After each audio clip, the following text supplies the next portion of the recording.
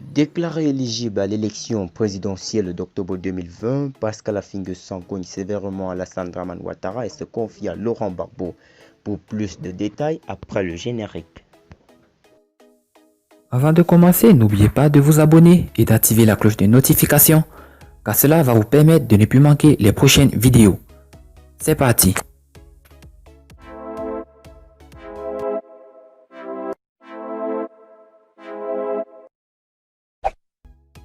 Aussitôt déclaré éligible à l'élection présidentielle du 31 octobre 2020 par le Conseil constitutionnel, Pascal Affi-N'Guessan, candidat du Front populaire ivoirien, a donné ses premières impressions. Mobilisons-nous, rassemblons-nous pour imposer le 31 octobre une victoire dans les urnes. Viendra alors le temps de la renaissance. Ensemble, je sais que c'est possible, a-t-il lâché d'emblée.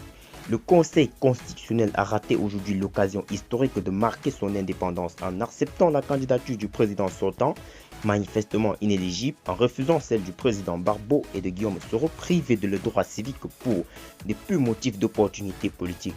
Je condamne avec la plus extrême fermeté la spirale de l'exclusion dans laquelle s'enfonce la Côte d'Ivoire. Elle apparaît comme la manifestation la plus aboutie du caractère tyrannique du régime. Elle constitue également une effroyable machine à broyer. Elle génère enfin un climat de terreur devant des lendemains lourds d'incertitude. En Côte d'Ivoire en 2020, les règles élémentaires de l'état de droit ne sont pas respectées. Il est urgent de mettre fin à cette politique d'ostracisme, de bannissement, d'excommunication.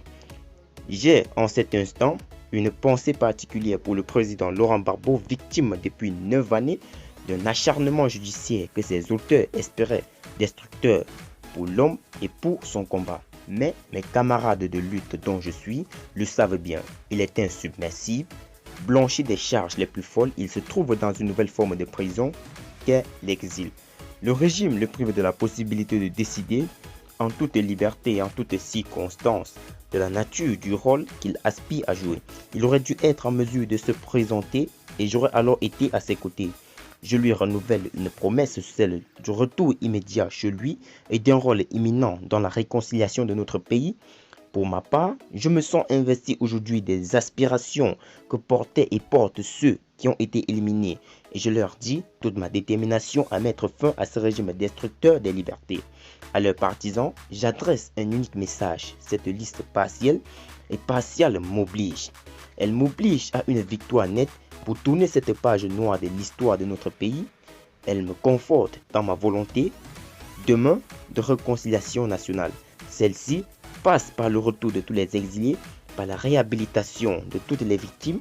Grâce à cette réconciliation, personne n'éprouvera cet odieux sentiment de peur de l'autre qui crée des oppositions factices et mortifiées entre communautés qui provoquent le repli et l'effroi. Ne vous y trompez pas, ce climat permanent d'insécurité ne profite à personne. Je veux briser cette malédiction d'un tribalisme qui divise et être le candidat de tous les Ivoiriens, celui qui rassemble toutes les énergies. Je lance un appel au peuple ivoirien, à tous les Ivoiriens. Je connais votre colère et je la partage. Je connais votre soif de changement et j'entends l'incarner. Mobilisons-nous, rassemblons-nous pour imposer le 31 octobre une victoire dans les urnes. Viendra alors le temps de la renaissance. Ensemble, je sais que c'est possible. Pascal Affi-N'Guessan.